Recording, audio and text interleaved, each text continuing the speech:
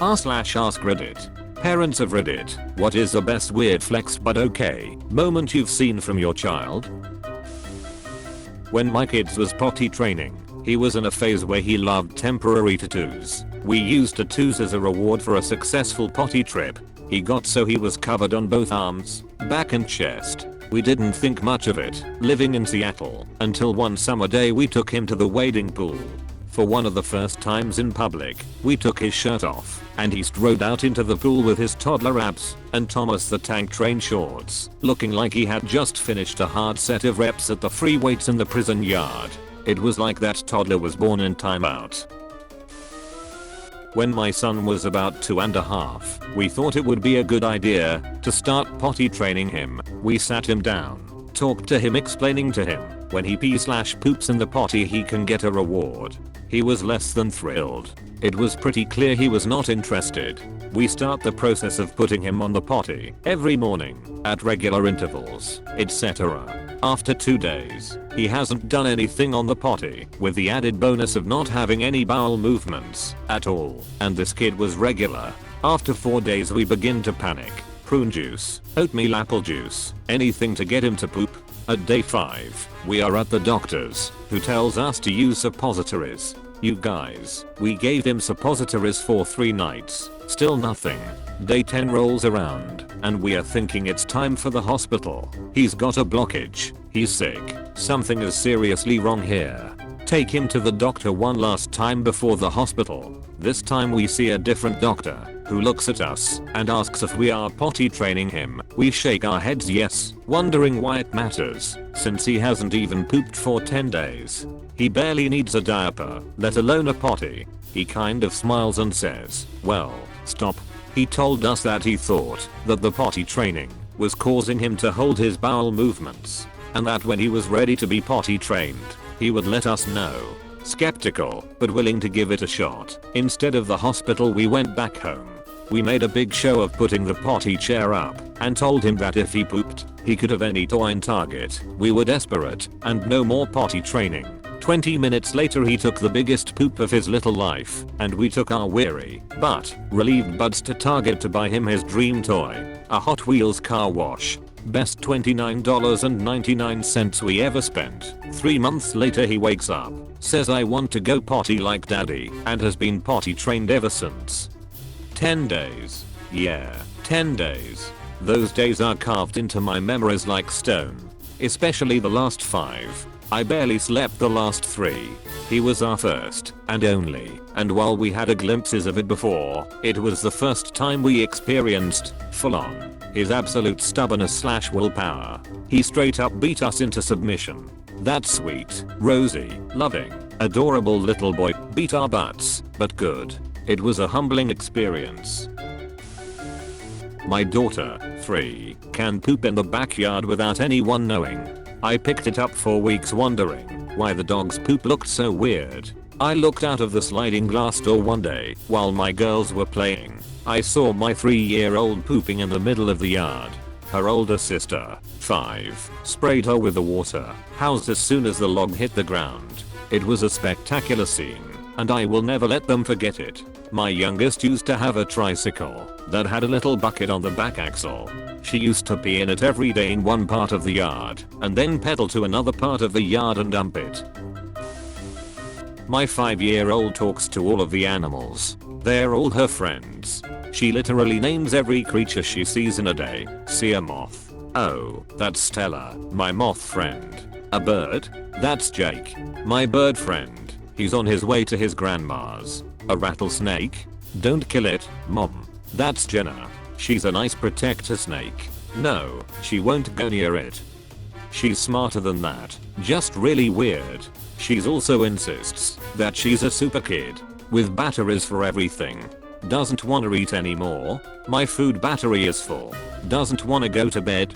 My sleep battery is full. And she shows you where these batteries are. One on her leg, another on her neck. I'm starting to wonder if I was abducted. This makes my heart battery full, or what? I'm glad to have helped. That's definitely something she would say. Sometimes she comes up to me when I'm lounging and starts yelling at me in a really deep voice to give me love. My love battery is drained. A friend of mine had 2 young boys. The older one, maybe 5, was sitting with him and pointed at a white hair and said, "What's this, papa?" My friend said, "Oh, it just means I'm getting old," and his son looked at him dead serious, looked at his brother and said, "Well, I guess it's just us and mom soon." Huh. I was climbing trees with my 6-year-old niece when she asked me, "How can you climb trees if you're so old?" To which I replied, "I'm 27. Then she said in a sympathetic voice, "Wow, your life is half over." Okay, I heard the best one about this. I was hiking and got to the top of the mountain when this kid just completely out of nowhere asks his dad, "Daddy, why do you have gray hair but mommy doesn't?" And the dad leans over to the kid and says, "She dyes it." When I was 4, I pointed to my mum's face and asked what the lines were. Mum said, "Those are wrinkles. It means I'm older than you." I replied, "So wrinkles mean you're going to die before me?" She grinned and said, "Not if you keep talking like that."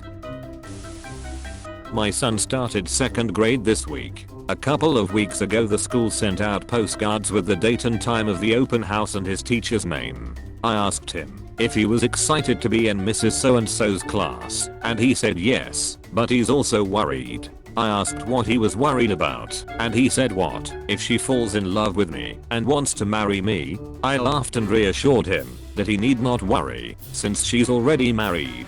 Kids' brains are so amusing like that. I remember being 8 or 9 and super stressed out about one day needing to get married, like lying awake at night worrying. The reason? Well, when you get married you kiss the bride afterwards in front of everyone, and I didn't know how. Never did occur to me that, if I was getting married, that problem would have sorted itself out a long time prior. Our kids. I openly wept because I watched a Discovery Channel documentary on the heat death of the universe and was super bummed cause I didn't like the cold. I'm not a parent, but I sometimes play with my nieces when I visit my family members. My oldest niece's favorite thing when she was just starting to speak was puppies. She loved dogs of all kinds, and one surefire way to make her smile was to point one out to her. However, for a long time she only knew puppy and not dog. Come one day, I'm reading one of her animal books to her, and we get to the dog. I say, "Hey look, it's a puppy." She just turns to me with a stern look and says, "No, dog." I really felt put in my place, like she was insulted that I was patronizing her. Very similar experience with the word chips. She would call them chippies, so the next time I was there I offered her some chippies. She replied that no, she didn't want any chips. I felt so dumb. I'm 34, and I call dogs of all ages puppies.